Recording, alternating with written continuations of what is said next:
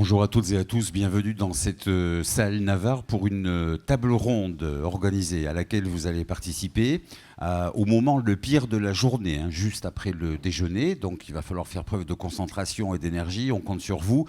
Merci à tous les intervenants qui prendront la parole, sachant que à la fin de cette table ronde, il y a une partie particulièrement importante, c'est celle où vous pouvez réagir, vous pouvez poser les questions qui vous viennent et ça nourrit les échanges. Donc on compte sur vous, bien entendu, en dernière partie de cette table ronde pour interagir. Alors nos invités aujourd'hui, nos intervenants, M. Éric Labatte, qui est parmi nous, qui va dans quelques instants s'exprimer, le président de Agro Réseau 64.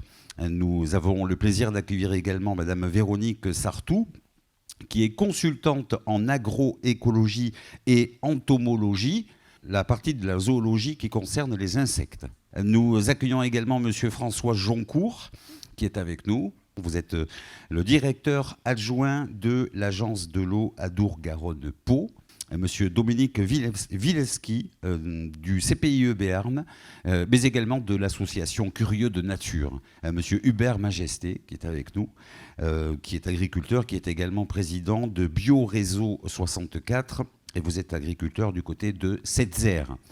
Éric Labatte, président d'Agro Réseau 64. Pour celles et ceux qui ne connaissent pas Agro Réseau 64, pouvez-vous nous proposer une présentation rapide, bien entendu, puis la vocation de ce groupement? Donc Agro Réseau, c'est constitué de deux familles, je dirais. Ce sont des groupes d'agriculteurs qui réfléchissent ensemble sur le territoire. Et ensuite, l'autre famille, c'est la Chambre d'agriculture, voilà, qui structure et dont on utilise aussi les compétences des salariés. Pour faire simple, et tout ça, on essaie de travailler sur des sujets et d'échanger, de proposer des formations, des réunions au bout de champ, de faire intervenir des personnes, voilà, à travers notre association. Vous réagirez tout à l'heure. On va laisser la parole à Mme Véronique Sartou, en duo. C'est un duo avec Roxane Piu, animatrice d'Agro Réseau 64, et vous allez toutes les deux nous proposer cette présentation. On va un peu planter le décor avant de débattre tous ensemble. On vous écoute, Madame Sartou. En agriculture, la biodiversité, c'est important. Et en zone tempérée, en Europe, la biodiversité, 75% de celle-ci, on va la retrouver dans les écosystèmes agricoles, dans les agro-écosystèmes. Donc il y a une forte responsabilité à la fois de création et de maintien de la biodiversité par les agriculteurs. Et ce qu'il faut bien comprendre, c'est que la biodiversité, c'est pas seulement les petites fleurs, les petits oiseaux, les petites abeilles, mais c'est tout un ensemble d'organismes vivants qui vont être présents un peu partout dans le milieu agricole. Et là, qu'est-ce qu'on a comme biodiversité dans un milieu agricole ? On a une biodiversité qu'on appelle sauvage non fonctionnelle, qui est une biodiversité qui ne joue pas de rôle direct vis-à-vis de la production agricole. Et j'insiste bien sur le mot direct, parce qu'en fait, elle peut jouer un rôle pour la production agricole. Et cette biodiversité sauvage non fonctionnelle, on la qualifie soit de banale, soit de patrimoniale, quand elle est plutôt rare ou menacée. Donc ça va être les marguerites, les crapauds, etc. Et puis on a une biodiversité qu'on appelle fonctionnelle, et cette biodiversité qu'on appelle fonctionnelle, biodiversité agricole, c'est une biodiversité productive, donc c'est la biodiversité qui est plantée par les agriculteurs, qui est élevée par les agriculteurs, ainsi que tous les parents sauvages chez qui on pourrait aller chercher de la génétique pour améliorer la production. Et puis on a la biodiversité ressource, c'est la biodiversité qui va rendre des services espèces qui soient manipulés par l'homme. Et on a la biodiversité destructrice, qui est la biodiversité qui pose des problèmes aux agriculteurs, c'est-à-dire ce qu'on appelle les mauvaises herbes ou les adventices, les maladies, les ravageurs, qui peuvent éventuellement causer des problèmes et dont en général on cherche à se débarrasser. On va essayer, avec différentes pratiques respectueuses de l'environnement, on va essayer de favoriser tous les compartiments de la biodiversité et de limiter la biodiversité destructrice. Pourquoi limiter et pas détruire, éliminer cette biodiversité destructrice? Parce qu'en fait, elle sert de support, au moins en partie, à la biodiversité ressource. Et quand elle disparaît, la biodiversité ressource disparaît, mais ensuite, elle est toujours plus rapide à revenir que celle qui rend des services. Et donc, lorsqu'on favorise la biodiversité ressource et qu'on limite la biodiversité destructrice, on fait ce qu'on appelle de la lutte biologique par conservation et gestion des habitats, c'est-à-dire qu'on ne va pas jouer directement sur les organismes utiles, on va, entre guillemets, manipuler l'environnement pour que les auxiliaires soient présentes dans l'environnement et rendent service à l'agriculteur sans que ça lui coûte grand-chose. Alors cette biodiversité ressource, quelle est-elle ? C'est de la biodiversité du sol, faune et flore du sol, avec les vers de terre, les champignons, les bactéries, les virus, les collemboles, les nématodes, enfin bref, tout un tas d'organismes qui vivent dans le sol. Ce sont des auxiliaires aériens, les pollinisateurs, qu'ils soient sauvages ou domestiques, donc l'abeille mellifère, mais les autres aussi, on les verra tout à l'heure. Et puis des auxiliaires de protection des cultures qu'on divise en 3 catégories, des prédateurs, des parasites ou des parasitoïdes. Si on regarde, si on se concentre sur le sol, c'est une biodiversité qui est très mal connue. C'est 25% de la biodiversité totale, c'est moins de 10% de la biodiversité décrite et c'est environ 260 millions d'individus par mètre carré et c'est 250 grammes par mètre carré ou 2,5 tonnes de biomasse animale par hectare. Donc ça représente quand même des volumes très importants, mais qui sont très peu connus. Alors je vous l'ai dit, il y a les vers de terre, mais il y a aussi les champignons mycorhiziens qui vont aider les plantes à se nourrir. Vous avez des champignons qui vont tuer d'autres champignons. Vous avez des champignons qui vont tuer des insectes, des champignons qui vont tuer des bactéries qui vont tuer des champignons, etc. Donc vous avez tout un tas d'organismes qui sont présents là dans le sol. Si on regarde les pollinisateurs, ici vous avez un bourdon, ici vous avez un autre type de bourdon. Donc ça, ce sont ce qu'on appelle des hyménoptères. Et vous avez ici des abeilles sauvages. Et au milieu, vous avez l'abeille domestique. Ce sont des insectes qui sont de type lécheur, c'est-à-dire qu'ils vont aller chercher, aller lécher le nectar dans les fleurs. Pourquoi est-ce que les insectes sont pollinisateurs ? Parce que c'est une association entre les fleurs et les insectes. La fleur offre de la nourriture à l'insecte, du nectar et un petit peu de pollen. Et en contrepartie, l'insecte va transporter le pollen d'une fleur à une autre. Et en fonction de la forme de la fleur, eh bien, vous aurez tel ou tel type de pollinisateur qui va être capable d'aller polliniser la fleur. Donc je vous disais, vous avez tout ce qui est guêpe, abeille, bourdon, sachant que l'abeille domestique, c'est un pollinisateur, mais ce n'est pas forcément le plus important, contrairement à ce qu'on pourrait croire, et qu'on a besoin de tous les types de pollinisateurs, puisqu'on a des fleurs qui ont des formes différentes. Vous avez aussi des diptères, donc ici vous avez des mouches qu'on appelle taquinaires, et ici vous avez une catégorie de diptères qu'on appelle les cirphes, qui sont des diptères un peu particuliers parce qu'ils sont mimétiques de guêpes, d'abeilles et de bourdons. Alors si vous les voyez, ne les chassez pas, ils ne piquent pas, ils font juste de la com, hein, c'est juste histoire de dire attention, je suis dangereux, mais ça risque rien, il n'y a aucun dard, il n'y a rien, donc ils vous piqueront jamais. Et par exemple, dans la moitié nord de la France, la moitié nord de l'Europe, cette espèce-là fait partie des principaux pollinisateurs de tout ce qui est poirier, pommier, en arboriculture, parce qu'ils travaillent à des températures inférieures à celles de l'abeille domestique. Et donc du coup, quand l'abeille ne travaille pas, eux, avec les bourdons, ils travaillent. Ensuite, on a tout ce qui est organismes qui vont aider à la protection des cultures et notamment en mangeant les ravageurs des cultures. Ici, vous avez la coccinelle avec sa larve qui va manger des pucerons. Mais vous avez plein d'autres insectes qui mangent des pucerons, comme les cirphes ici, comme les chrysopes, comme certains carabes qu'on ne voit pas, dont on vous parlera juste après. Et vous avez par exemple les carabes qui sont des coléoptères ici, qui vont manger des limaces quand ce sont des gros carabes, mais qui vont manger plein d'autres choses, les staphylins, les punaises. Toutes les punaises ne sont pas des ravageurs des cultures, hein. Vous avez des punaises comme ici qui sont des prédatrices de pucerons. Vous avez ici des petites larves d'espèces de petits moustiques, les cécidomies, qui vont manger aussi des pucerons. Vous avez les araignées, vous avez les oiseaux. Il ne faut pas oublier les oiseaux dans la protection des cultures.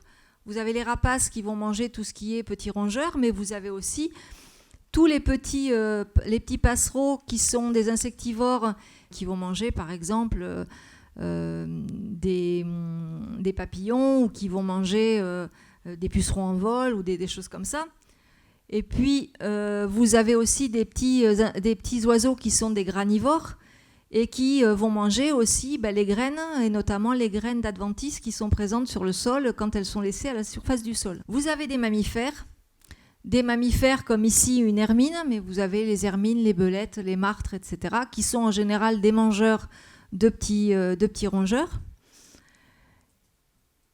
Vous avez des mammifères comme les chauves-souris, et les chauves-souris, c'est extrêmement utile.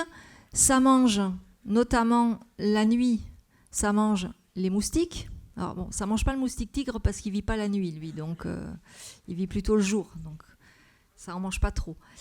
Mais ils vont manger une petite pipistrelle qui fait entre 3 et 5 grammes. Elle peut manger jusqu'à 2000 moustiques par nuit. Donc vous voyez, c'est quand même intéressant. Et ça va manger 300 carpocaps, donc qui est le petit papillon qui va être la tordeuse de la vigne ou la tordeuse en arboriculture. Vous avez des papillons, des chauves-souris un peu plus gros qui vont manger les pyrales ou les sésamis, hein, les adultes bien sûr. Vous avez aussi des petites guêpes qui vont pondre dans des ravageurs, et ces petites guêpes, eh bien, elles vont faire ce qu'on appelle par exemple des momies de pucerons, c'est-à-dire que la guêpe pond un œuf directement dans le puceron et la larve va se développer à l'intérieur du puceron. Oui, c'est pas très ragoûtant, hein, mais surtout juste après manger. Mais je peux vous dire, dans le domaine des films d'horreur, les auteurs n'ont rien inventé. Il suffit d'aller voir dans le monde des insectes et vous trouvez tout, à peu près tout. Vous avez même des limaces qui sont auxiliaires des cultures. En général, quand on parle de limaces, on parle de dégâts, on parle de problèmes de ravageurs. Et en fait, vous avez des limaces qui mangent les autres limaces. Alors, vous avez des limaces qui mangent des débris végétaux morts, mais vous avez aussi des limaces qui mangent les autres limaces. Donc, il faut faire attention à ne pas tout considérer tout de la même façon, hein. Vous avez des choses qui sont utiles, même dans des groupes où on pense que ce n'est pas intéressant. Je vais laisser la parole à Roxane.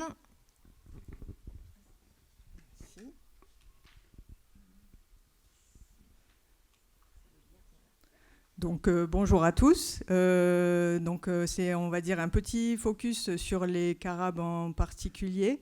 Donc au sein d'AgroRéseau, ça fait plusieurs années, ça fait maintenant 5 ans qu'on fait un suivi sol vivant tous les étés, donc souvent à l'aide de stagiaires qui sont des petites mains qui nous aident bien sur le terrain pour suivre un certain nombre de choses quand on veut démultiplier les essais.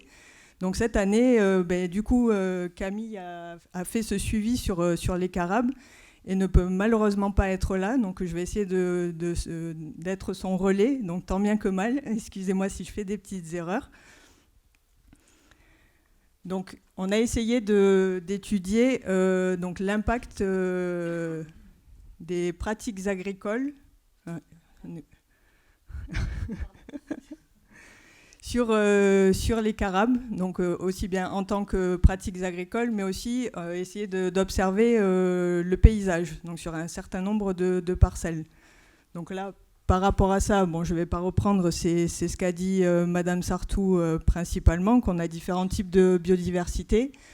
Biodiversité neutre, qu'on va trouver dans les éléments naturels, semi-naturels. La biodiversité non souhaitée, donc comme on connaît en tant que ravageur sur nos cultures, et la biodiversité fonctionnelle, donc qui a un impact positif sur les productions, et que finalement, enfin, tout est lié, et l'impact du paysage aussi. Vous voyez que sur un paysage bien fourni, comme comme on peut la voir tout en haut à droite, on va avoir un certain nombre de biodiversités et de variétés d'espèces diverses et variées, et que plus le paysage est simplifié, et plus on perd cette biodiversité.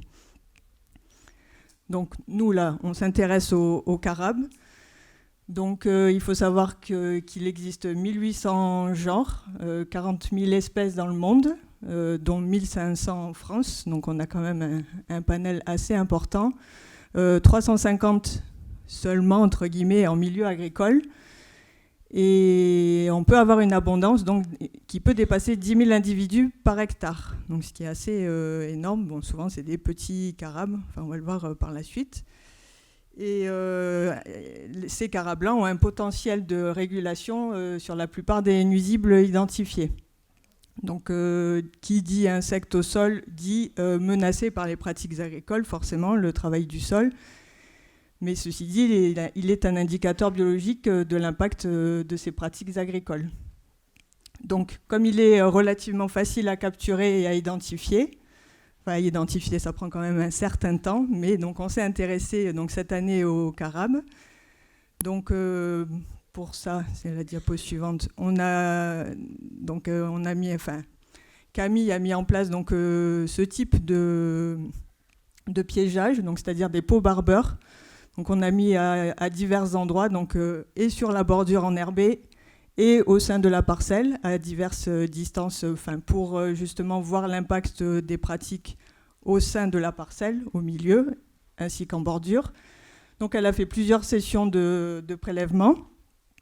Un avant le semis, un au moment, juste après le semis, et un mois après les semis. Donc, elle a prélevé un certain nombre de pièges avec beaucoup d'individus, aussi bien, du coup, des carabes forcément que d'autres choses, beaucoup d'araignées aussi forcément. Donc, il a fallu dénombrer tout ça. On a fait ce suivi-là. Elle a fait ce suivi-là sur 16 parcelles réparties sur le département. Bon, ça, c'était juste pour vous situer un petit peu. On peut mettre la diapo suivante, pardon. Et donc, ça c'était plus pour ce matin, mais c'est pour vous situer quand même. Donc, on s'est concentré donc, sur différents types de travail du sol. Donc, en tout, on a suivi 16 parcelles réparties de la manière suivante. On a fait des suivis en semi-direct, c'est-à-dire qu'il n'y a pas de travail du sol. Des suivis en TCS, qui veut dire technique culturale simplifiée, pardon. Et en labour. Donc en TCS, elle en a fait en... On ne voit pas bien, je suis désolée.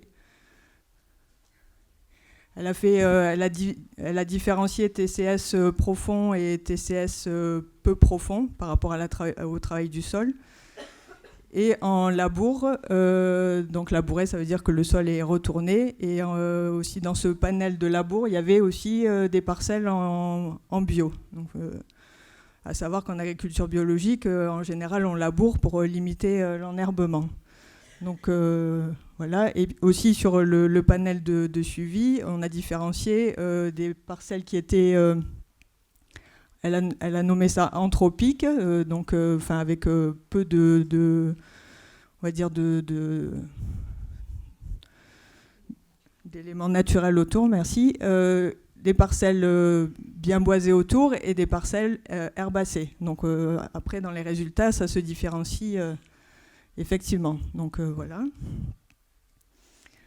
Donc sur les résultats, c'est pour vous donner un peu une idée de la multitude de ce qu'on peut retrouver. Elle a retrouvé sur un panel très très large, comme je vous disais tout à l'heure, 56 espèces et 3 genres identifiés. C'est-à-dire qu'en moyenne, sur l'ensemble des parcelles, elle a trouvé 20 espèces par parcelle, avec une espèce dominante, Poecilus cupreus, qu'on va voir juste après, et Nebria salina. Non, on ne rentre pas dans le détail, mais c'est pour vous montrer quand même la diversité qu'on peut trouver en termes de carabes. Donc, elle a réussi à faire cette collection qui est assez très bien faite et fait avec un long travail de minutie. Donc, je vous invite tout à l'heure à regarder avec délicatesse parce qu'elle est là, c'est tout petit. Mais donc, pour vous imaginer un peu ça, Le carabe, donc on retrouve le plus souvent, qui est en haut, Poecilus cupreus, qui fait à peu près 1 cm à 1 cm et demi, donc qui est le plus commun et qui fait partie des carabes, on va dire, de taille moyenne. Il faut aussi dire voilà, que le carabe mange à peu près, qui peut manger entre 1 fois et 5 fois sa taille par jour. Donc forcément, plus on a de petits carabes sur les parcelles, plus ils vont manger de petits ravageurs. Et plus on a de gros, et plus ils vont manger de grosses proies, donc comme des grosses limaces. Mais que forcément, donc, ceux qu'on retrouve là en haut à droite, espèce des carabus, qu'on trouve moins souvent, vous vous doutez bien, mais qui du coup sont beaucoup plus gros, et c'est eux qui s'attaquent aux limaces. Et une autre espèce qu'on retrouve aussi énormément, l'Encomenus dorsalis, et qui est tout petit, et qui lui s'attaque aux pucerons, pour l'exemple, et qui est présent sur les parcelles relativement tôt. Donc il va s'attaquer aux pucerons qu'on peut trouver sur les céréales, par exemple. Donc je ne vais pas rentrer dans le détail des résultats, mais c'est quand même pour montrer les grandes tendances. Bon, on a beaucoup de variabilité. Donc ici, on était sur le premier, c'est le labour bio. Ensuite, on a le semi-direct, le travail profond et le travail simplifié. Et là, ici, on montre la richesse des espèces, donc le nombre d'espèces qu'on retrouve sur les parcelles. Donc on se rend compte qu'on retrouve plus d'espèces. Ça va jusqu'à 25-30 espèces, on va dire, pour synthétiser en semi-direct, donc en non-travail du sol, alors que quand on est en travail du sol, plus ou moins simplifié ou profond, bon, on a une grande variabilité et on se rend compte que du coup on a moins d'espèces. Et là, c'est sur l'abondance, donc c'est la même chose, mais sur le nombre d'individus qu'on va retrouver. Donc là, on retrouve en moyenne beaucoup d'individus, mais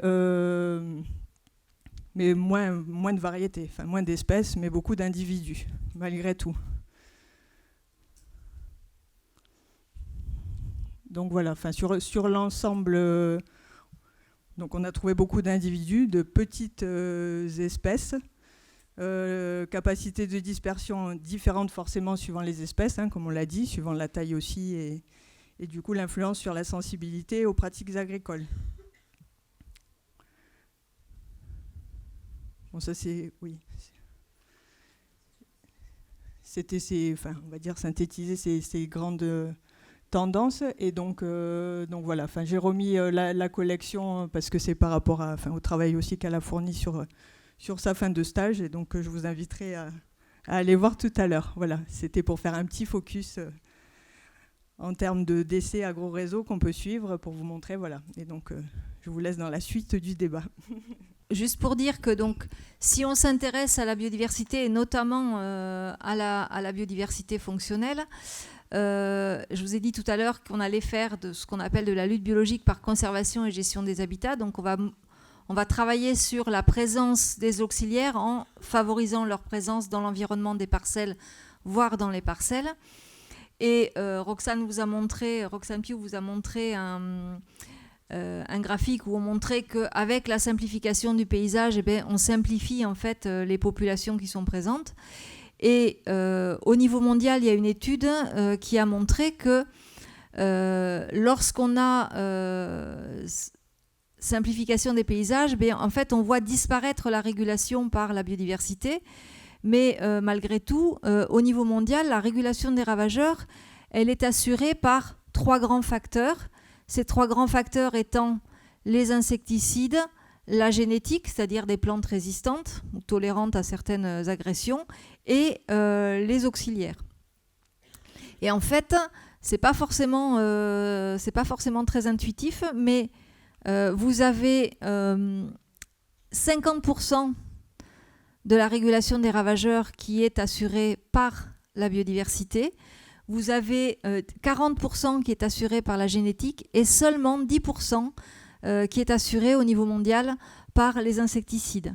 Donc on a l'impression que sans les insecticides, on ne sait pas faire. Mais en fait, La biodiversité régule énormément de choses, sauf qu'on ne s'aperçoit de son efficacité en général que lorsqu'elle n'est plus là. Et là, ça pose problème. Et là, on est obligé d'utiliser encore plus d'insecticides. Alors, attention, ça reste une moyenne au niveau mondial. Donc, c'est toute production confondue, tout pays confondu. Donc, évidemment, il y a des productions pour lesquelles ce n'est pas cet équilibre-là. Il faut être conscient de ça quand même. Ce qui est important, c'est d'assurer une présence de ces auxiliaires dans et autour de la parcelle. Et donc, qu'est-ce qu'on va faire ? On va travailler sur la présence de haies, on va travailler sur la présence de bandes enherbées, de bandes fleuries, c'est encore mieux parce qu'il faut fournir à tous ces organismes, il faut leur fournir à manger.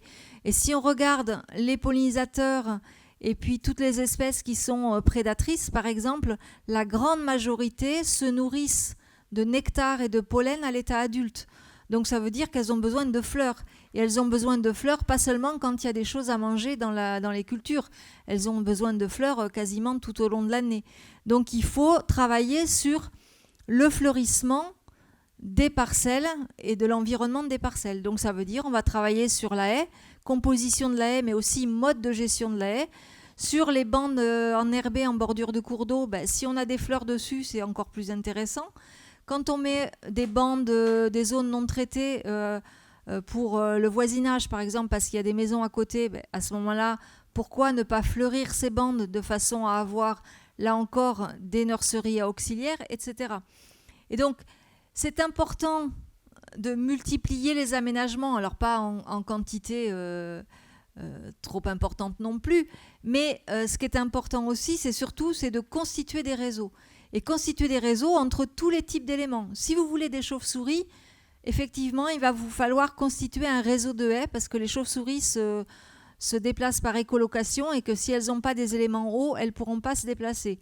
Mais pour favoriser des cirques ou des coccinelles, vous n'avez pas besoin de multiplier les haies. Si vous avez des bandes enherbées, des bandes fleuries, ça va marcher. Si vous avez des carabes, eh bien, les carabes, il va falloir des bandes enherbées, mais il va falloir aussi éventuellement avoir du mulch dans la parcelle, parce que comme ils sont actifs de nuit et qu'ils ne sont pas très rapides à se déplacer, si vous avez du mulch dans la parcelle, ils vont pouvoir aller se planquer dessous pendant la journée, et donc ça va favoriser leur pénétration à l'intérieur de la parcelle, et donc leur présence pour contrôler les limaces ou les pucerons à l'automne sur les plantules de céréales. Donc ça, c'est vraiment très important. 2 exemples. Ces 2 exemples, c'est un premier exemple qui n'est pas local, vraiment pas local du tout, qui est un exemple en Angleterre. Ils ont comparé 2 modalités sur une grosse exploitation agricole de l'Est de l'Angleterre, une exploitation de 900 hectares, avec des parcelles de 50 à 60 hectares. Et c'est des parcelles qui ont quelques haies, quelques bandes enherbées en bordure. Et donc, qu'est-ce qu'ont fait les chercheurs ? Ils ont, vous voyez les petits points noirs sur le dessin, ils ont fait des mesures de rendement à la fois sur les bordures, mais aussi à l'intérieur de la parcelle. Et ils ont montré que dans le système conventionnel, ils avaient des chutes de rendement, des réductions de rendement qui pouvaient aller jusqu'à 38% sur les bordures. 38% par rapport de chute de rendement par rapport à l'intérieur de la parcelle. Qu'est-ce qu'ils ont fait sur une partie, sur la moitié, on va dire, des parcelles ? Ils ont créé des habitats favorables à la vie sauvage sur les zones de faible rendement des bordures. Et en fonction des parcelles, ça représentait entre 3 et 8% de la surface de la parcelle. Donc ils ont retiré de la surface productive 3 à 8% de la surface de la parcelle. Et ils ont fait des mesures de rendement.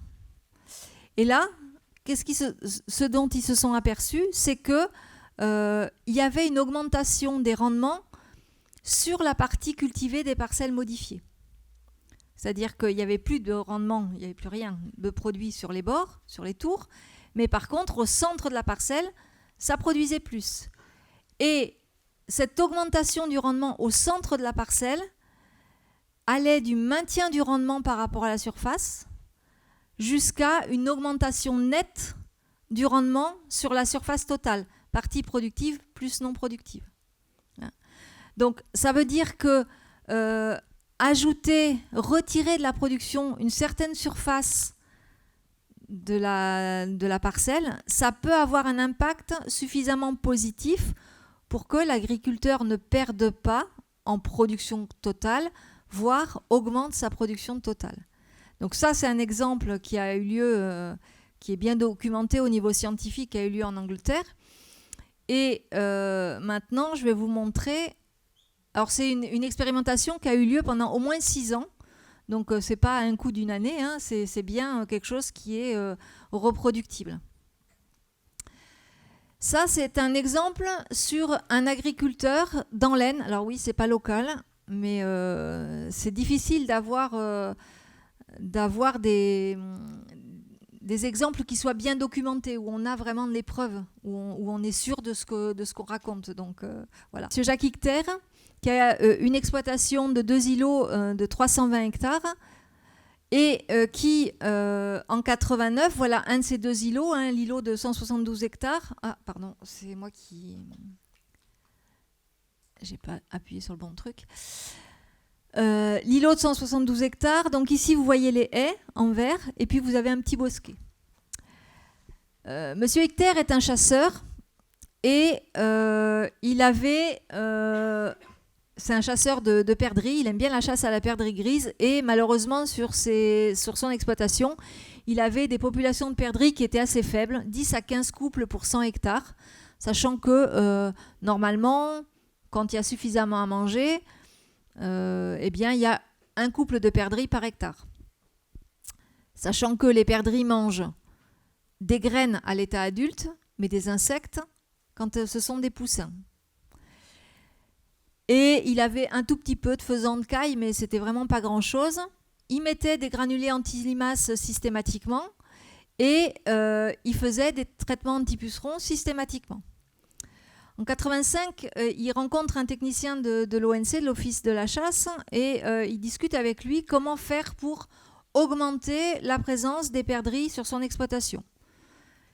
Et voilà ce que ça donne en 1989.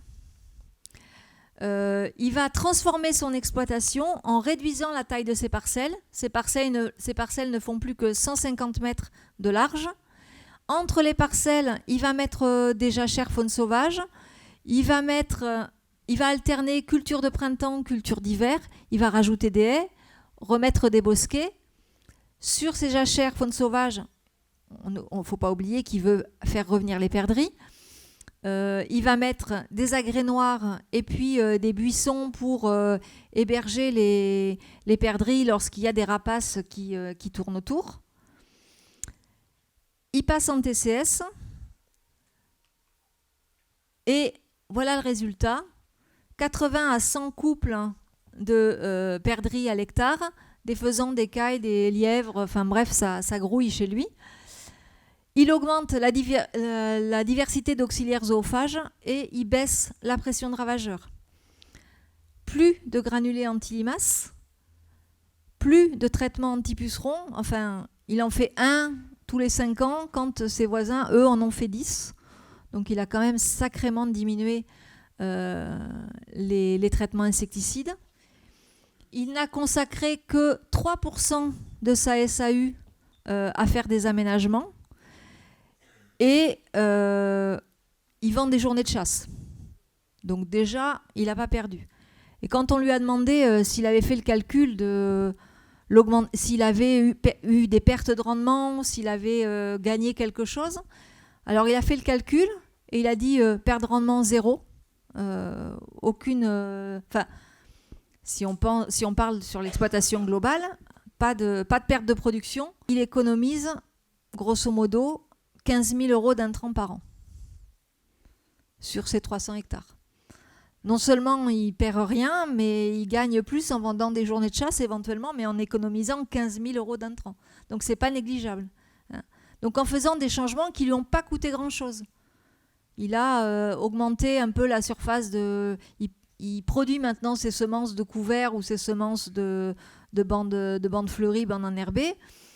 ça ne lui coûte pas grand-chose. Et par contre, il est gagnant. Et en termes de confort de travail et en termes de... Enfin, lui, il dit, moi, j'aime aller dans mes champs, quoi. J'aime aller me promener sur les bandes enherbées, regarder ce qui se passe. Donc la biodiversité, c'est aussi un confort de travail, mais c'est aussi quelque chose qui est important et qui permet de limiter l'utilisation de ces produits phytosanitaires. Voilà. Avec illustration de quelques endroits chez lui. Donc on voit, il y a des vanneaux qui nichent dans les champs de betteraves, il y a des cirfes à peu près partout. Voilà une bande fleurie qu'il a au bord d'une parcelle. Ça, c'est une haie. Ça, c'est un paillet qu'il a mis pour gérer les renards. Donc vous voyez, c'est vraiment... voilà. Bonjour. Oui, bonjour, j'ai une petite question. Juste pour revenir sur les 2 cartes que vous nous montrez, 2 diapos avant, là. Oui. Vous disiez qu'en 85, ce monsieur voulait augmenter la population de petits gibiers, d'oiseaux. Et c'est la fédération de chasse qui l'a conseillé. L'office de la là-dessus. chasse. Ok. Il n'y a pas eu d'intervention d'un naturaliste ou de Absolument chercheur, pas. Donc ces gens-là font aussi le lien finalement biodiversité pour les agriculteurs. En fait, ce qu'il faut bien comprendre, c'est que vous ne pouvez pas saucissonner la biodiversité. La biodiversité, voilà. Alors, on la saucissonne, nous, parce qu'on est naturaliste, on est écologue, on est agriculteur, enfin voilà.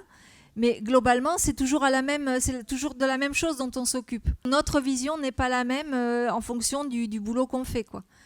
Mais il faut bien comprendre que, quel que soit le prisme par lequel vous prenez la biodiversité, au bout d'un moment, l'objectif, il est toujours le même. Augmenter cette biodiversité. Et quand vous augmentez la biodiversité qui va servir à nourrir les poussins de perdrix, vous augmentez les insectes. Et vous augmentez les insectes, vous augmentez la biodiversité utile. Ce qu'il faut bien comprendre, il y a eu des mesures qui ont été faites, je ne pouvais pas vous montrer tout, mais il y a des mesures qui ont été faites sur des éléments semi-naturels en bordure de parcelles agricoles. En règle générale, vous avez, allez, on va faire ça à la louche, 60% de biodiversité qu'on qualifie de neutre, c'est-à-dire qui ne joue aucun rôle direct. Je parle des insectes et autres animaux comme ça. Vous avez 25% d'organismes potentiellement auxiliaires et vous avez 15% d'organismes potentiellement ravageurs. Donc il y a toujours plus de neutres et d'auxiliaires que de ravageurs. Alors bien sûr, là aussi, on est toujours sur de la moyenne. Hein. Voilà. Merci beaucoup. Est-ce que vous en avez terminé ou pas ? Très bien. Mais merci beaucoup avec Roxane Piu. Merci beaucoup pour ces informations, pour ce cours presque.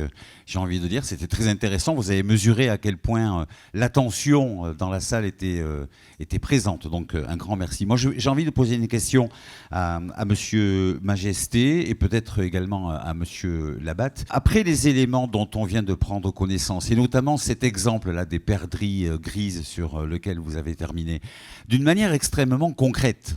Alors, je m'adresse à vous deux parce que, Monsieur Labatte, vous êtes viticulteur, sauf erreur de ma part, c'est bien cela, et Monsieur Majesté, donc vous êtes agriculteur, je le disais tout à l'heure, d'une manière extrêmement concrète, sur le terrain, dans le cadre de votre activité, sur le terrain, sur votre parcelle, comment pourriez-vous définir l'intérêt, définir les intérêts des agriculteurs d'aujourd'hui que vous êtes de préserver les biodiversités. Ça se mesure comment, vous, dans votre expérience quotidienne, dans le cadre de votre activité? Je vous sens très inspiré, Monsieur Majesté, face à cette question qui est sans doute la question la plus longue du monde. Peut-être, Monsieur Labatte, pourriez-vous essayer de répondre aussi. Comment aujourd'hui, c'est très intéressant ce que nous a dit Madame Sartou à l'instant, d'une manière concrète, vous, votre expérience sur le terrain, ça se manifeste comment? Voilà, l'intérêt que vous en retirez, et éventuellement les actions que vous avez entreprises aussi pour préserver la biodiversité. Vous faites un choix. J'ai envie d'aller vers le mode de l'agriculture biologique. Ça a été mon choix plus tard, très tardif. D'accord. Suite à un parcours semé d'interrogations. D'accord. À un moment donné, il faut s'en convaincre soi-même, parce que le chemin est long, le chemin, il n'est pas simple. Et vous allez voir après... On va revenir sur votre cheminement et votre raisonnement. Dans quel domaine oui, c'est vrai. Voilà, peut-être aurait-il fallu commencer par ça. C'est ma faute. Moi, je suis tout simplement en agriculture biologique, en polyculture élevage.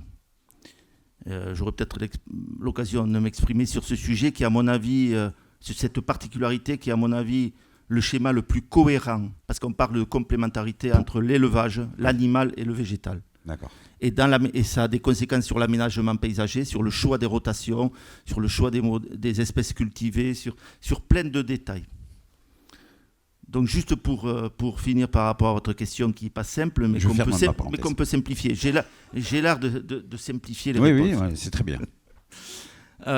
Si vous voulez, il faut être convaincu. Et quand vous êtes convaincu, vous faites le choix, comme j'ai dit, de partir à mon agriculture biologique.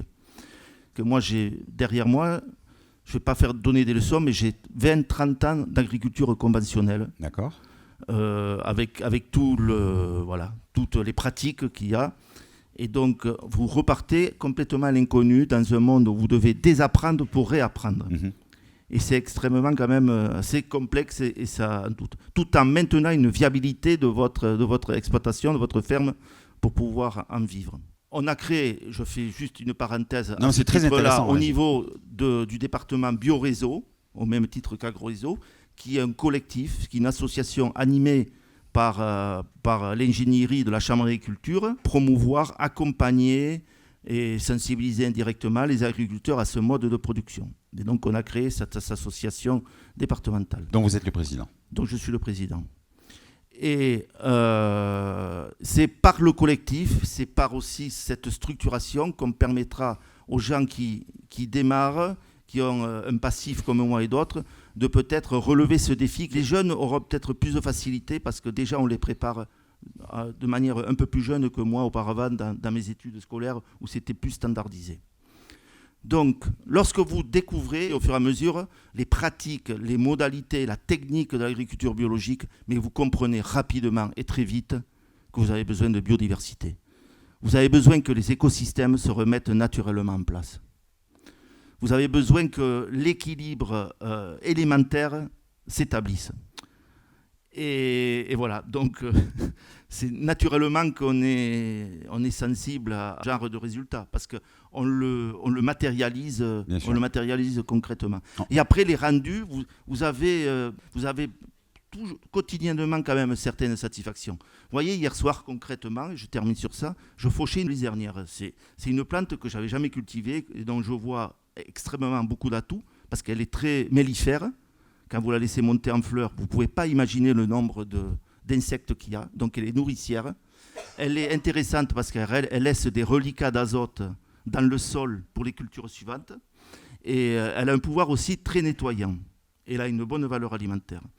Et bien, une fois fauchée, 3 couples de faisans. Voilà, tout simplement. 3 couples de faisans, un lièvre, dans un secteur géographique où je peux vous garantir que moi j'ai grandi, j'ai 50 ans, j'ai grandi, on voyait du gibier, mais depuis 20, on ne voyait plus cette diversité et ça fait vraiment chaud au cœur. Et c'est des petites satisfactions de revoir réapparaître comme ça, ponctuellement, à ces occasions-là. Ça. On a entendu déjà, pour commencer, que vous êtes en accord avec vous-même, avec vos convictions aujourd'hui par le biais de cette... Et puis on a l'impression que la prise de conscience de l'un, c'est-à-dire de l'agriculture biologique, a entraîné mécaniquement la prise de conscience de l'autre, c'est-à-dire de l'importance de la biodiversité. Les deux semblent liés. Nous sommes d'accord. Bien. Monsieur Labatte, est-ce que vous voulez, avec votre regard de président de l'association, mais également de viticulteur, de quelle manière vous avez envie de rebondir par rapport à ce témoignage ou par rapport à votre expérience à vous ? Donc oui, par rapport à AgroRéseau, depuis l'année dernière, il y a aussi, et les chasseurs du 64, il y a eu des mises en place de haies et de couverts, justement. Donc un petit peu comme l'exemple de Mme Sartou. Je pense que c'est important. Ensuite, si je reviens un peu plus à mon métier, sur la viticulture,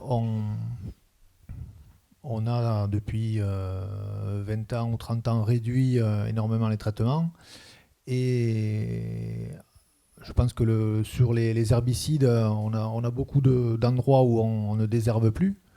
Donc tout ça permet énormément la vie des lièvres. Autrefois, on en voyait très peu. Aujourd'hui, quand vous traitez les vignes, vous voyez un lièvre dans tous les îlots que vous traitez, il y a un lièvre. On traite à 5-6 à l'heure, hein, et chaque fois on voit des lièvres, et c'est sûr que ça a permis énormément d'augmenter les populations. Ensuite, par rapport toujours pareil, au traitement, on a des méthodes aujourd'hui de confusion sexuelle, donc qui limitent l'emploi des insecticides. Et ça aussi, ça favorise, je pense, tous les auxiliaires. Ensuite, les haies, le fait de moins désherber, de garder des rangs enherbés, de garder les tournières enherbées, aussi, c'est des supports pour les auxiliaires, hein, tout simplement. Et après, donc ce que je voulais aussi vous mettre en avant, alors c'est vrai que quand on a des systèmes où on a des cultures, de l'élevage, je dirais, on arrive à boucler la boucle. Ce qui se passe en viticulture, c'est que souvent on essaie d'avoir des partenaires, soit on a des bergers qui viennent faire pâturer l'hiver, qui descendent et qui amènent des animaux sur des parcelles de vignes et des parcelles de culture à côté, hein, parce que ici on n'a pas des étendues de vignes qui se touchent, mais ensuite, hein, là aussi ce qui se passe, c'est que souvent sur des parcelles qui sont soit en restructuration, soit des bouts de parcelles, on a des céréales à paille, et on arrive à échanger aussi pour récupérer du fumier avec des éleveurs. Et ça aussi, ça nous permet d'amener du fumier et de recréer de l'activité dans les sols de nos cultures. Merci beaucoup. Je vais dans quelques instants donner la parole à M. Dominique Wileski. Avant cela, juste avant vous, je m'adresse à M. François Joncourt. Encore une fois, merci. Vous êtes directeur adjoint de l'agence de l'eau Adour-Garonne-Pau.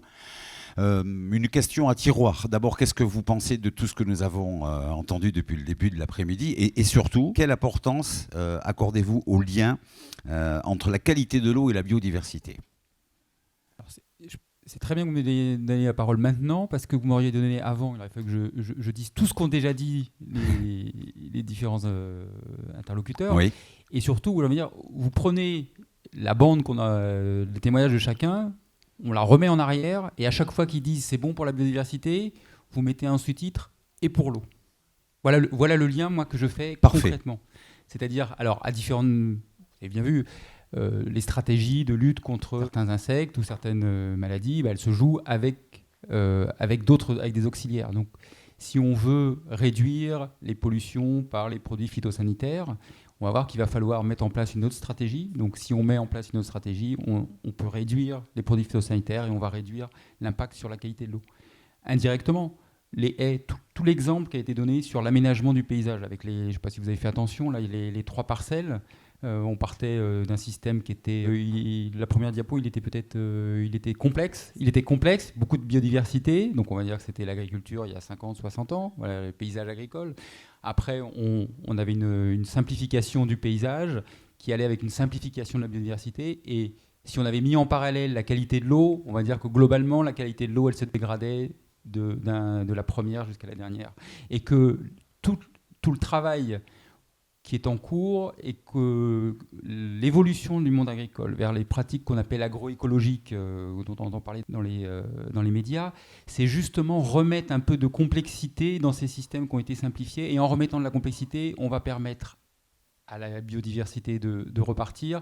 Et également, on va se rendre compte qu'on a une amélioration de la qualité de l'eau. Donc voilà, le lien, il est très concret. C'est si on favorise l'un, on favorise l'autre, et vice-versa. Je vous adresse la parole maintenant. Dominique Wileski, pourriez-vous présenter rapidement CPIE Béarn et cette association Curieux de Nature ? Oui, bonjour. Moi, je ne suis pas agriculteur, donc je vois que c'est tous les agriculteurs autour de moi. Je représente le CPIE Béarn. Le CPIE, c'est le centre d'initiation, centre permanent d'initiation à l'environnement, et qui est une association départementale dont l'objectif est de faire découvrir la biodiversité ordinaire, disons, c'est-à-dire donc on ne s'occupe pas de l'agriculture du tout. Et au sein de cette association, il y a de l'association CPIE, donc il y a l'association Cuyons de Nature en Haut-Béarn, qui a pour objectif de faire découvrir la biodiversité ordinaire dans des espaces qui sont en général laissés en libre évolution. C'est-à-dire qu'on est sollicité souvent par des structures pour favoriser la biodiversité, au sens où on nous demande de ne pas intervenir, c'est-à-dire qu'on laisse se développer la végétation, fait dans des écoles, au lieu que ce soit tendu partout, on réserve un petit espace où c'est en libre évolution, c'est-à-dire ça peut durer plusieurs années. Et ces espaces servent d'espace pédagogique pour les enfants des écoles. Donc on le fait dans 3 écoles à Oloron. On le fait aussi à la demande de municipalités qui ont des espaces qui ne sont pas des espaces agricoles, où ils laissent filer aussi la biodiversité, en libre évolution. Donc il y a un espace où il y a presque 6 ans, qui est à Agnos, à côté de Oloron. Et ça sert aussi de support pédagogique pour les écoles et pour faire des sorties naturalistes générales au sein de CPIE Béarn. On fait des sorties comme ça. D'accord. Et donc, la raison de ma présence ici, on essaie d'avoir des contacts avec le monde agricole. C'est-à-dire qu'entre les écolos dont je suis, comme on dit, enfin naturalistes, et les agriculteurs, il y a des a priori des deux côtés. C'est-à-dire que d'un côté des mouvements naturalistes écolos, les agriculteurs sont très mal perçus, ils appellent ça l'agribashing, ils n'ont pas tort. Et d'autre part, dans le monde agricole, les gens qui sont plus naturalistes sont mal perçus aussi, parce qu'ils empêchent les gens de tourner en rond, parce qu'ils les accusent de tous les maux. On parle de glyphosate, de pesticides et tout ça. Alors qu'en fait, on essaie de réunir ces deux publics pour que chacun puisse s'exprimer. C'est-à-dire que d'un côté, les naturalistes voient que l'agriculture, c'est pas si simple que ça. On dit que si on veut manger, il faut qu'il y ait des agriculteurs et qu'il y a des contraintes. Et au niveau des agriculteurs, on essaie de les informer sur la biodiversité ordinaire, c'est-à-dire qu'ils connaissent très peu, c'est-à-dire qu'ils ne connaissent pas les papillons, les oiseaux, tout ça, ils ne connaissent pas. Comment c'est perçu à leurs yeux? Comment est-ce que la biodiversité est perçue? Et donc, est-ce qu'ils en ont des connaissances déjà de base, et comment est-ce que c'est perçu? A priori, très peu, c'est-à-dire que ils sont plus préoccupés par leurs pratiques agricoles, dont on parlait, les ravageurs, tous les contraintes qu'ils ont pour travailler. Pour être naturaliste, il faut avoir le temps. Moi, je suis retraité. Souvent, c'est des gens qui sont des passionnés, qui font ça sur leur temps, puis qui font que ça. Ils ne font pas l'agriculture. Donc, on peut faire des inventaires d'oiseaux. Moi, j'ai déjà fait, par exemple, avec le lycée agricole de Souèche, justement, qu'il y en a quelques-uns qui sont là, des sorties champs d'oiseaux, par exemple, avec les élèves pour les initier, ce qu'il y a dans le bois du Palace, qui est à côté du... Et on fait aussi des opérations à côté de Oloron, avec des élèves lycéens agricoles qui viennent faire du débroussaillage pour se rendre compte de la biodiversité ordinaire. Quels sont, selon vous, les arguments, les analyses qui peuvent amener à convaincre les agriculteurs à s'intéresser à la biodiversité avec une écoute peut-être attentive? Quels sont les leviers que l'on peut actionner pour déclencher une écoute à l'intérêt? Les leviers, c'est justement de faire des rencontres. C'est-à-dire comme aujourd'hui, moi j'ai assisté à des débats qui étaient très techniques. Moi j'ai quasiment rien compris ce qu'ils disaient, mais c'est intéressant de savoir comment ça se passe et les contraintes qu'ils ont. Et puis c'est de faire éventuellement des rencontres, comme ça s'est fait l'an dernier déjà à Beaumour. Bon, c'était une mission un peu difficile parce qu'il y avait le Covid. Mais d'inviter des gens du grand public dans une exploitation. L'agriculteur explique sa pratique et ses contraintes. Et nous, de notre côté, leur montrer que, par exemple, il y a un espace qui n'est pas fauché, tout ça, c'est intéressant parce que qu'il y a des oiseaux, qu'il y a des insectes, des choses comme ça. Donc on essaie de rapprocher ces deux mondes, en fait. Bien. On va ouvrir une première séquence de questions-réponses, parce que le temps passe très vite. Je viens de regarder l'heure, il est 15h20, donc ça va très, très, très, très vite.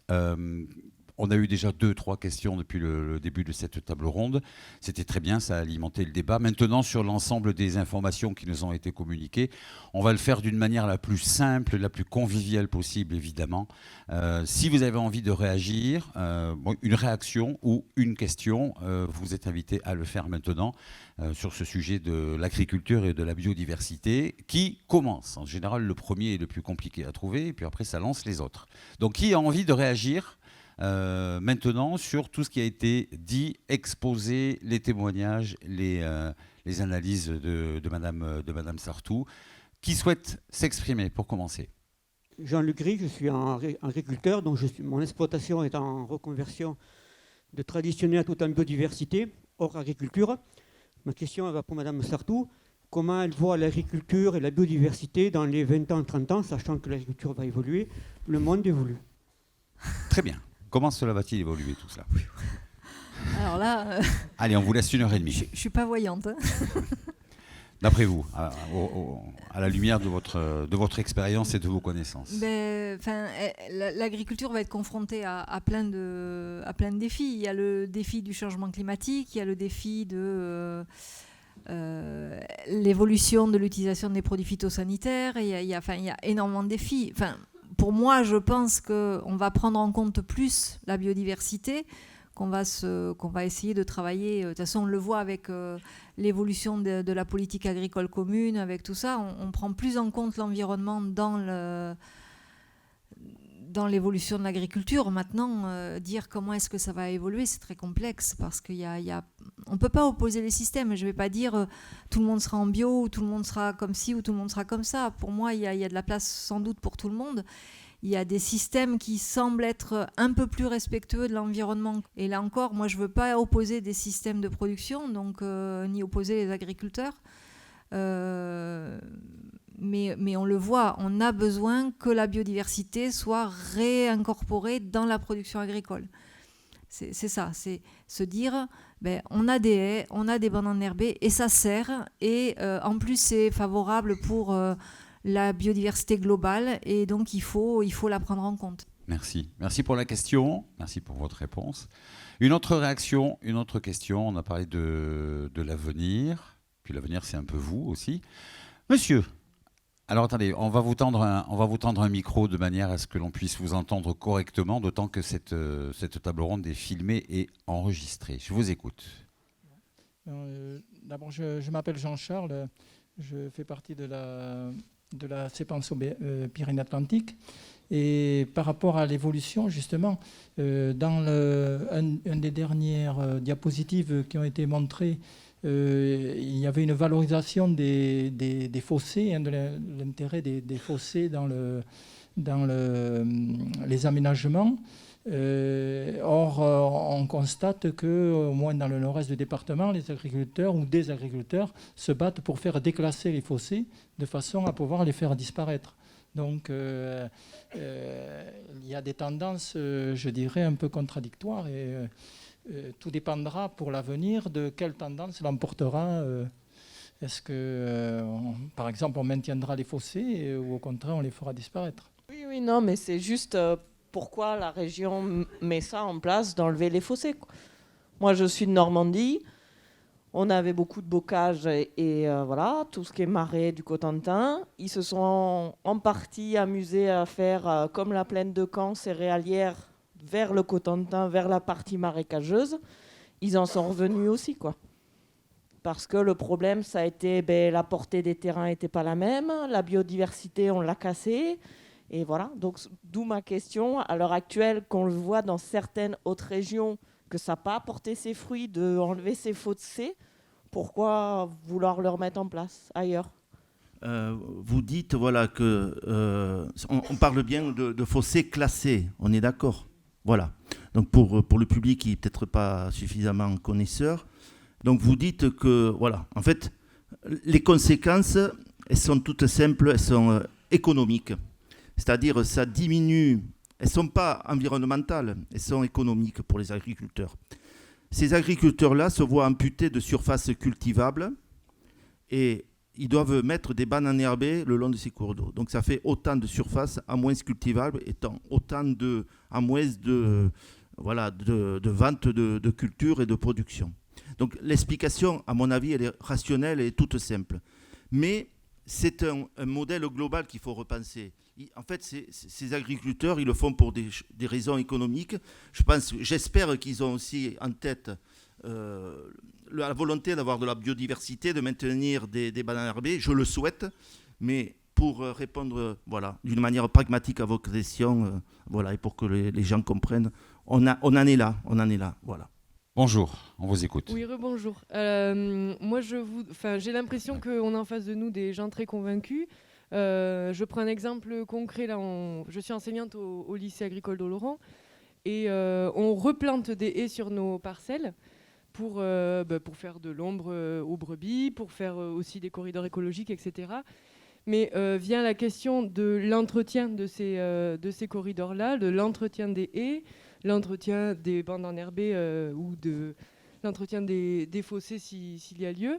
Et je pense que les agriculteurs aujourd'hui se font peut-être de plus en plus rares et ça fait du travail en plus. Et on n'a peut-être pas abordé le sujet de la plantation, la création et surtout l'entretien de ces haies bocagères. Les réponses, elles doivent se poser collectivement. Enfin, moi, personnellement, je suis convaincu de la force du collectif. Il faut imaginer les choses d'une manière collective. Quand je parle de l'entretien des haies, je sais qu'il y a des filières, on parlait du bocage normand tout à l'heure, qui justement valorisent la biomasse produite par ces haies bocagères. Ce sont des ressources qui sont considérables en termes de biomasse. Aujourd'hui, il y a l'utilisation de plaquettes, l'utilisation de la biomasse pour chauffer, pour des chaufferies collectives. Ça pourrait être largement exploité et valorisé. Et ça existe dans certains territoires, alors pourquoi on se l'interdirait chez nous? Il faut juste se poser la question, qu'est-ce qu'on fait à plusieurs et comment on s'organise?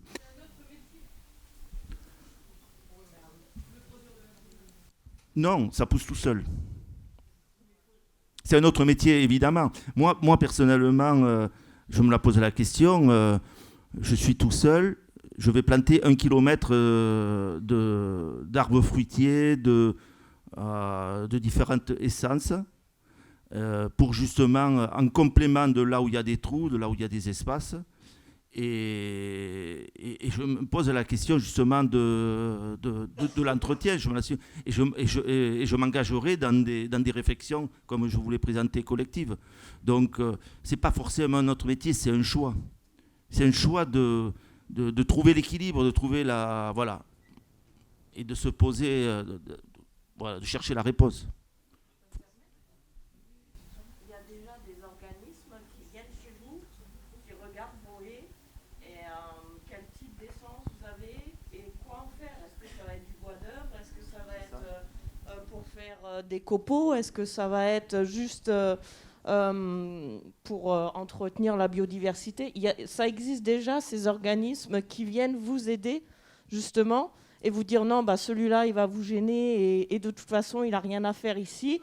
Et il vous aide aussi à planter et à choisir vos essences. Et voilà.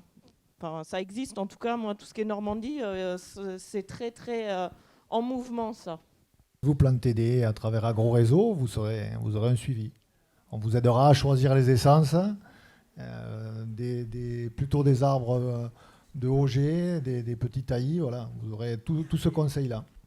Ouais, l'accompagnement d'AgroRéseau. Monsieur Majesté, vous vous apprêtiez à réagir aussi, me semble-t-il, ou pas? Non, ok. Bien. Oui, le jeune homme a une question. Là, levez la main, que l'on puisse vous repérer pour le micro. Merci beaucoup. Le voici. Allez, une petite dizaine de minutes encore. On vous Bonjour. écoute. Je voudrais parler, c'est pas une question, c'est surtout pour parler de l'agriculture biologique aujourd'hui. C'est que je trouve qu'il y a un non-sens écologique, c'est le fait qu'on produise dans un système extensif, par exemple, et du coup, on a les mêmes moyens que pour produire en conventionnel sur la même surface, par exemple, mais le rendement est moindre. Alors, c'est pour ça que je voudrais dire qu'il y a quand même un non-sens écologique, c'est le fait qu'on ait à la même surface, mais qu'on ait 2 fois moins de résultats, quoi. Et du coup, pour, par exemple, nourrir le monde dans plusieurs années, ça va poser un réel problème. Voilà.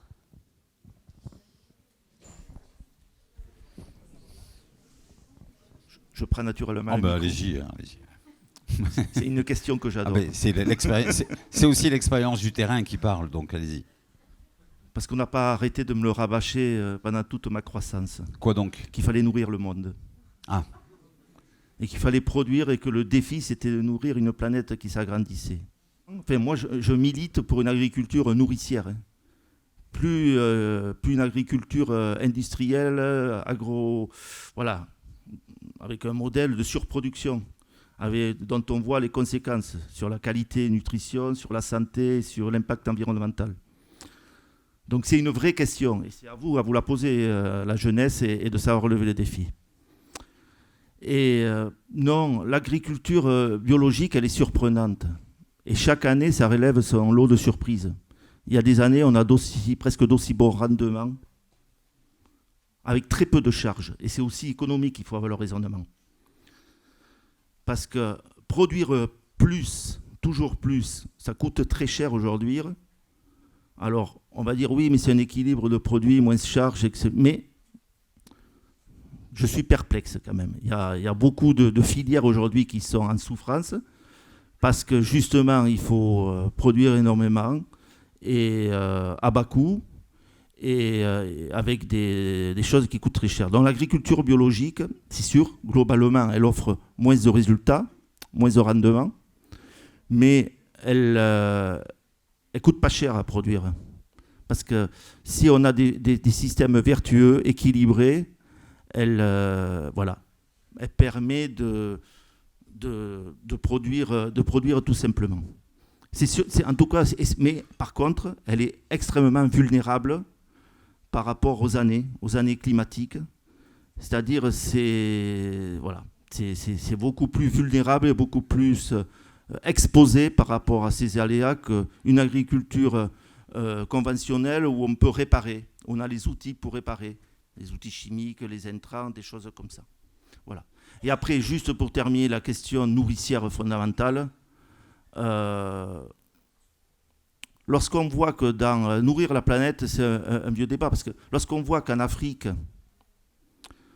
il y avait beaucoup d'agriculteurs qui élevaient des poulets qui arrivaient à faire vivre leur famille, des paysans africains, qui élevaient de la volaille. Et aujourd'hui, ils sont en grande souffrance parce qu'ils voient y arriver du poulet européen qui arrive à bas coût dans ces pays-là et qui crée un vrai dumping commercial.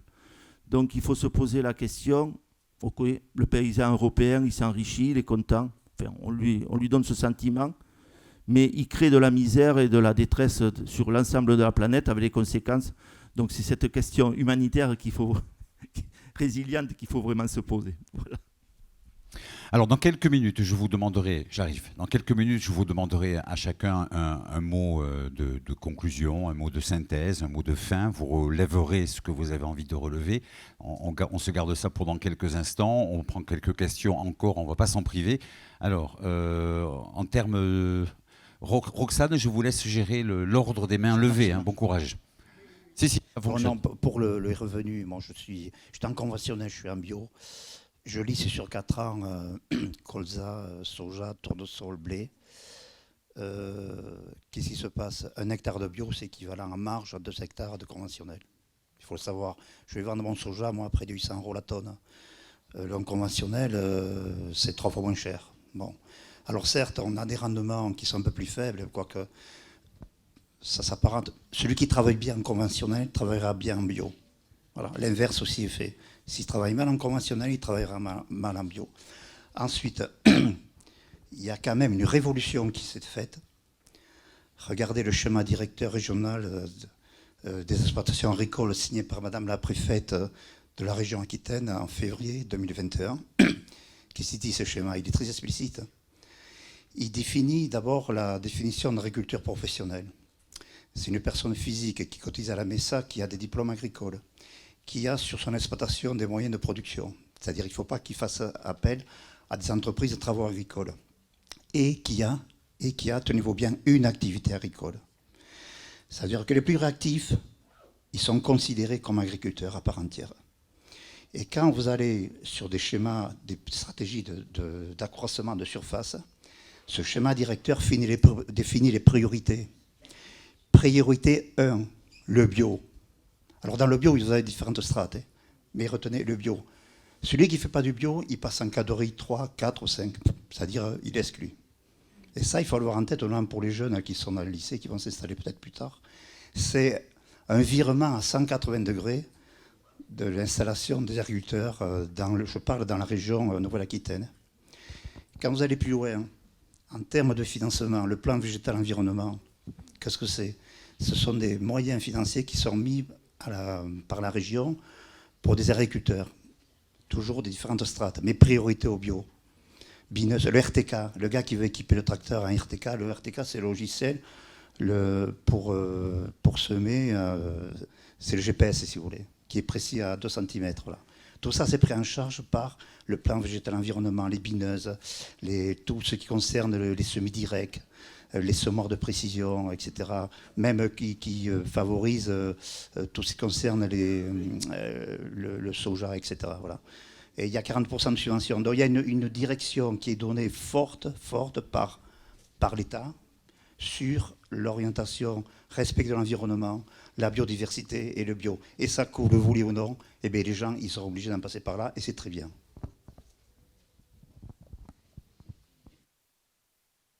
Merci. Le jeune homme au 2e rang veut réagir aussi. Et on continue à rester sur la biodiversité et l'agriculture. Donc bonjour, voilà, je suis un jeune du lycée agricole, donc plus tard je voudrais m'installer. Je me posais la question, enfin je me demandais si ça pouvait être durable quand même, que par exemple comme le monsieur, on produise du soja et on le vende deux fois plus cher que du conventionnel, c'est-à-dire à 800 € la tonne. Et si ça pouvait durer dans le temps, puisque d'après moi, enfin, quelqu'un va devoir à la fin de la chaîne payer le delta qui se trouve, enfin l'écart entre le conventionnel et le bio. Donc c'est sûr, enfin, on produit moins, enfin, c'est mieux vendu, mais est-ce que ça peut durer dans le temps? Est-ce que pour un agriculteur, comment on peut voir ça? Enfin. Monsieur Majesté. Ouais, c'est une vraie question.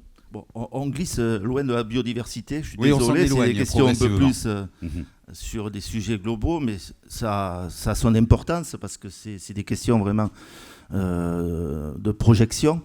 C'est une vraie question, mais c'est parce qu'on a été très très mal habitués, on nous a très mal habitués, on nous a bien dressés à... Il faut produire et il faut produire pas cher, et qu'on a bien dressé le consommateur, j'ai conscience de son pouvoir d'achat, largement,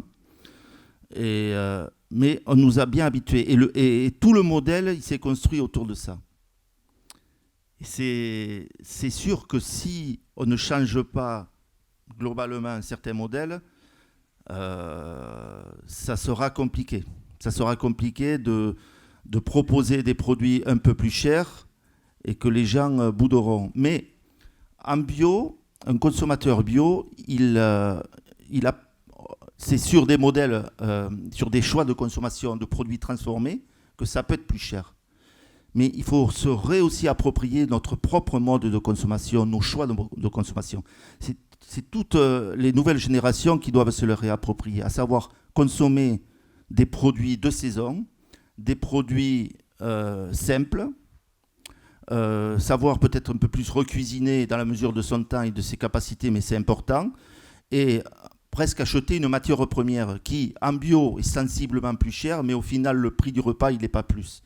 Et c'est aussi repenser une agriculture, un modèle nourricier, pas un modèle d'export, pas un modèle qui alimente forcément tout un tissu agroalimentaire et de grande surface dont la vocation est de toujours produire sur le volume et pas cher.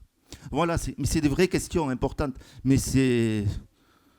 Voilà, il y a une vague qui est en route, il faut qu'on surfe tous ensemble dessus et voilà, et qu'on essaye de la dompter. Merci. Madame, ici.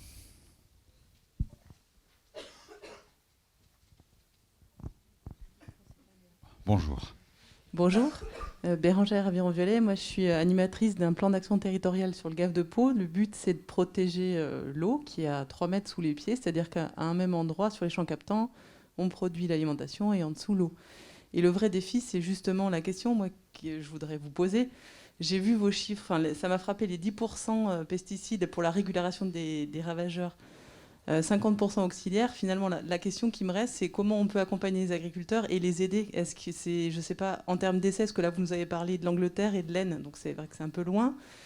Et même en termes d'accompagnement scientifique, où est-ce qu'il faut se lancer, vous faire appel et puis lancer des essais ici?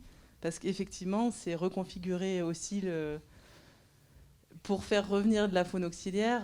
Je ne sais pas. Du coup, la question, c'est comment on peut accompagner les agriculteurs vers ça? Pour réduire, évidemment, nous, notre objectif, c'est de réduire le recours aux produits phyto pour que la nappe alluviale qui est à 3 mètres sous le sol, sous la terre, et qui sert à alimenter 17% du département en eau potable, que les deux qu'on puisse produire de l'eau et produire de la nourriture. Déjà sur le département, il y a des structures, notamment AgroRéseau, qui peuvent aider les agriculteurs à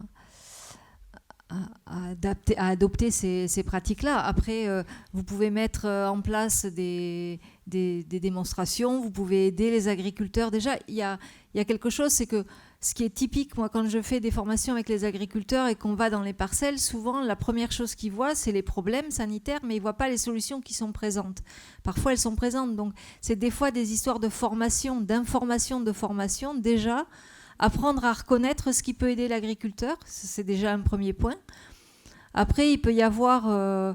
Il y a tout un tas d'obligations, par exemple, dans la PAC, qui sont vécues très mal par les agriculteurs parce qu'ils ne voient pas l'intérêt, et qui en fait peuvent servir à favoriser la biodiversité et donc à aider l'agriculteur à régler un certain nombre de problèmes. Mais ça, si on leur fait pas passer ce message-là, ça reste lettre morte. Et ensuite, il y a des techniques de gestion, il y a des compositions, par exemple, de bandes enherbées ou de haies qui peuvent être plus favorables que d'autres. Et donc, c'est travailler avec eux sur ça. Et voilà, et ça peut permettre de faire avancer les choses. C'est le principe de ce que je vous ai montré, si vous voulez, ce sont des principes. C'est globalement, c'est pas forcément les mêmes espèces qu'on va trouver en Angleterre, qu'on va trouver dans l'Aisne ou qu'on va trouver ici, mais globalement, le principe, il est le même. Après, on connaît les agriculteurs, ils sont pas toujours prêts à partager les chiffres de leurs expériences. Donc, quand on en a quelques-uns qui acceptent de dire, voilà, ça m'a coûté tant et ça m'a rapporté tant, voilà, on a des exemples à montrer, mais il y a des exemples partout en France de gens qui ont mis en place des systèmes en introduisant un petit peu de biodiversité dans les exploitations et qui ont des résultats qui sont intéressants. Il faut arriver à les trouver. Alors des fois, dans les réseaux, on peut faire des visites, mais c'est ça, c'est organiser des visites. Éventuellement, comme font certains départements ou certaines collectivités, financer les semences pour planter des bandes fleuries ou des choses comme ça. Et puis les agriculteurs, on les convainc comme ça aussi. Et ça marche. C'est pas forcément très compliqué, c'est pas forcément très coûteux, mais il faut organiser les choses, quoi. Voilà. Monsieur Labatte, ça va fonctionner. Oui. Non, donc je pense que quand on parle de la qualité de l'eau du Gave de Pau, il n'y a peut-être pas que les agriculteurs qui influencent la qualité de l'eau du Gave de Pau. Déjà, il faut peut-être se poser ces questions-là aussi. Moi, je suis installé depuis 1997 et on a vu des choses se mettre en place, donc les bandes enherbées, les zones non traitées, on fait du zéro désherbage, on a des certifications où on nous limite l'utilisation de HVE, où on gère l'irrigation, les IFT, les amendements. Donc tout ça, ça va dans le bon sens. Hein. Mais ensuite, quand on prend chacun chez soi dans nos petits ménages, est-ce qu'on fait énormément d'efforts pour limiter tous les déchets, tous les rejets? Je ne suis pas certain. Donc voilà, moi j'ai un exemple tout bête. J'ai une chaudière au fioul. J'ai une cuve simple paroi. Et si elle se perce, elle va salir le garage chez moi et elle va polluer. Alors que pour mes tracteurs, j'ai des cuves qui sont sécurisées. Voilà. Donc il y a deux façons de traiter les gens. Enfin, la question, elle est très vaste. La réponse, elle est très vaste, mais aujourd'hui, il y a quand même des choses, des outils qui se mettent en place. On met en place des journées de techniques sur les parcelles, d'essais, de champs. Ça existe dans le cas du PAT, on fait des choses avec Bioréseau et la Chambre d'agriculture. Donc ça permet déjà de démystifier, de dédiaboliser un outil que vous ne savez pas utiliser, les réglages, la découverte, à quel stade, est-ce que je vais tout massacrer, est-ce que je vais tout abîmer. C'est efficace en général ? C'est technique, mais c'est efficace. Mais c'est beaucoup plus vulnérable. On a eu un printemps pourri, un été pluvieux, l'herbe a poussé comme une folle et on ne peut pas intervenir quand on veut. C'est bien là la vulnérabilité des systèmes biologiques par rapport au système où on traite comme on veut, on répare tout. Donc, mais il peut y avoir des systèmes mixtes. On peut aller déjà sur des systèmes transitoires. Puis après, il y a aussi l'autre... donc il y a tout ce travail d'animation. Il y a l'accompagnement aux subventions des équipements spécifiques. Donc là, c'est à chacun de se poser la question, mais avec l'agence de l'eau qui intervient en complémentarité avec la région et tout, ça existe. Et puis, il y a aussi, dans le mode de production, moi je parle en bio, on est obligé de faire des rotations, on est obligé de faire des cultures. Et donc, avec les rotations, on oblige moins de salissement, moins de pression sanitaire, donc moins de fongicides, moins de... Enfin, qu'on pourrait le faire en conventionnel en faisant des rotations. Sauf qu'il y a un roi ici sur le département, c'est le maïs. Parce que c'est la plante, j'en conviens, qui est adaptée parfaitement en conditions pédoclimatiques, mais surtout parce qu'il y a les filières qui existent, filières animales et filières végétales. Et la question qu'il faut qu'on se pose pour demain, c'est de créer des filières pour toutes les cultures autres, nouvelles. Moi, j'ai cultivé du lin. Je vais vous donner l'exemple, du lin oléagineux. J'ai fait 1 hectare de lin. Alors, je suis parti à l'aventure avec une association qui veut créer, qui a un débat aussi avec l'agence de l'eau, justement, pour les points de captage par rapport à des endroits. J'ai fait 1,5 tonne l'hectare en bio. C'est pas mal du tout par rapport au lin et qu'on va valoriser, qu'on va bien. Et le lin, ça a une qualité nutritionnelle exceptionnelle, tout ça et tout. Et le lin, il est même en conventionnel, il est très peu gourmand en intrants. Il y a très peu de désherbants, ou très peu. Donc, voilà, s'il y a les filières qui acceptent ce produit, qui offrent aux agriculteurs la possibilité de diversifier et de gagner, de se rémunérer, bien sûr qu'on peut trouver des solutions. On peut imaginer qu'elles existent. Je suis coordinateur d'un programme qui a pris son nom à Agronomie et Eau, qui s'appelle Agro, qui est porté depuis 2013 financièrement à 50% par l'agence de l'eau à Dour-Garonne. Et dans ce réseau, on collecte des informations auprès d'agriculteurs pionniers qui sont en agroécologie depuis 15-20 ans et qui ont à cœur de partager ça avec d'autres agriculteurs. Et je voudrais dire qu'aujourd'hui, ce qu'on sent, c'est un mouvement fort dans l'agriculture autour de ça, indépendamment des chapelles. Je veux dire, chez nous, il y a des bio, il y a de l'ACS, il y a du non-labour, il y a des Déméter, il y a à peu près tous les labels qui sont représentés. Mais tout le monde a une volonté commune, c'est d'aller vers une agriculture plus durable.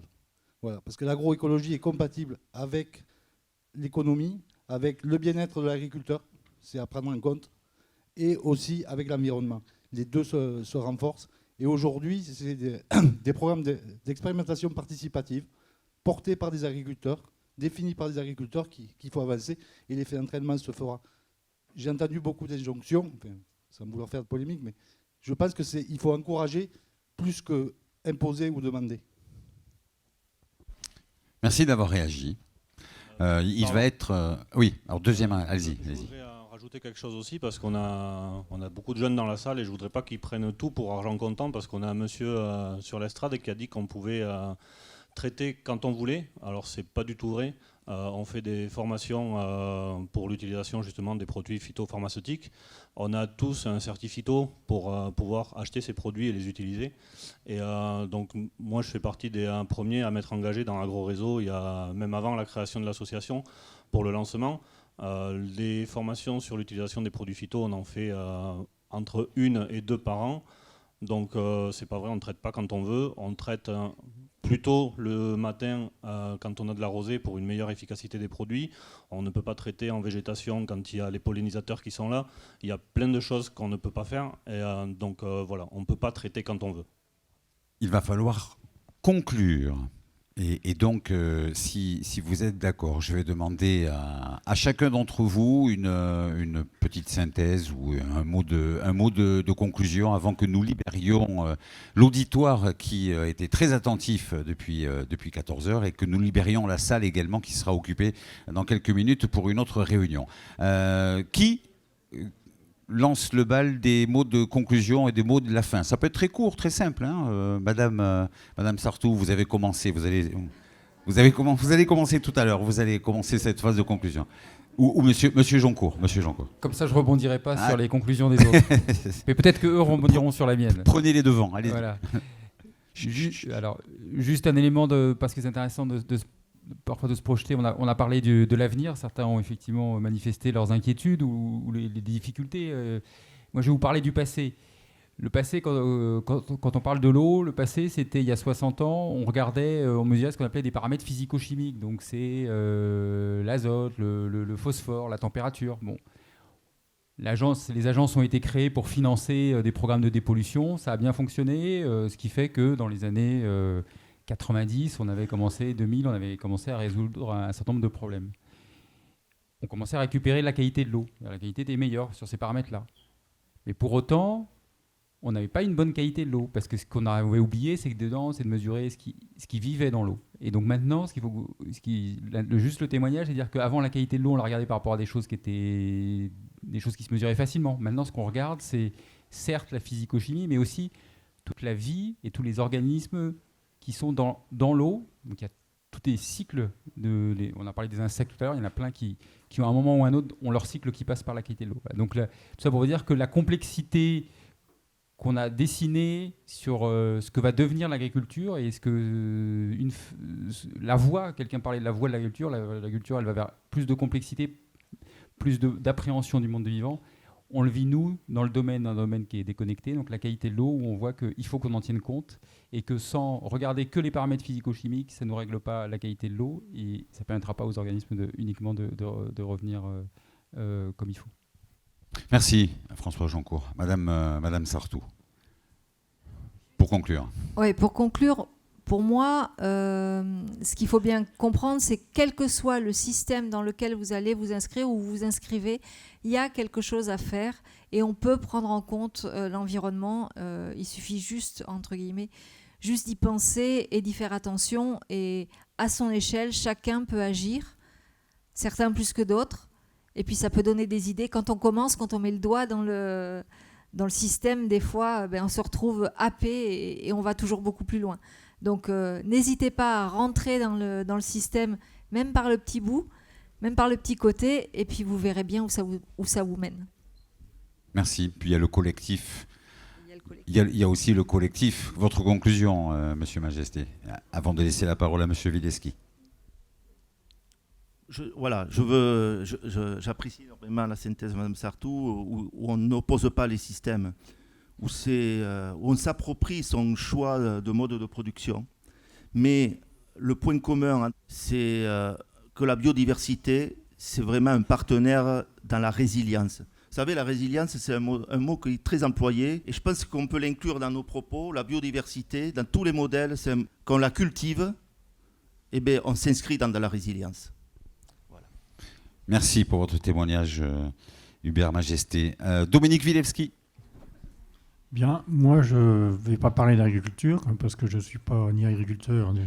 Mais par contre, en tant que naturaliste et d'une association qui fait découvrir la biodiversité dont on parle beaucoup, je vous invite à essayer de la découvrir, justement, de savoir ce que c'est qu'une sauterelle, qu'un papillon, savoir ce que c'est qu'un pinson ou un papillon, n'importe quel insecte, pour connaître justement la biodiversité auquel vous serez confronté dans l'exercice de votre métier. Et enfin, je ne vous ai pas oublié. Éric Labatte, mot de fin. Oui, alors, moi je vais essayer de reprendre un peu tout. Je pense que quand on est agriculteur, quand on est sur des territoires, il faut surtout faciliter les échanges avec son environnement, mais aussi tous les gens qui sont autour. Donc ça c'est important. Ensuite, plus techniquement, c'est sûr qu'il faut qu'on soit efficace sur tous les auxiliaires, sur les paysages, mais donc on a parlé des fossés, tout ça, c'est un peu de notre responsabilité. On est les agriculteurs d'aujourd'hui et de demain, on sera le poumon des grandes villes qui nous entourent et on servira aussi à dépolluer un petit peu les grandes villes. Et ensuite, pour tous les élèves qui sont là, je pense que agriculteur, c'est un métier qui est très intéressant, qui est diversifié, qui au cours d'une carrière, vous pouvez être céréalier, éleveur, ensuite vous pouvez passer en bio et vous pouvez finir viticulteur. Donc c'est très intéressant et très épanouissant. Donc il faut vous engager et surtout favoriser les échanges. On a alors à travers AgroRéseau, c'est vrai qu'il y a des groupes où on échange avec des gens de tous les âges, de tous les horizons. Mais surtout quand vous vous installez, il faut surtout ne pas vous enfermer chez vous et il faut chercher à échanger sur les techniques, et sur des productions différentes, sur des utilisations différentes de vos sols. Voilà. Merci beaucoup à tous les 6. Je comprends Roxane également dans cette liste d'intervenants. Je vous précise que les Agri-Days ont démarré évidemment aujourd'hui dans le cadre de cette foire. Demain, il y aura un Agri-Job Dating géant. Si vous avez du monde dans votre entourage qui est intéressé, je crois qu'il y a 300 postes à pourvoir, plus tous les organismes de formation.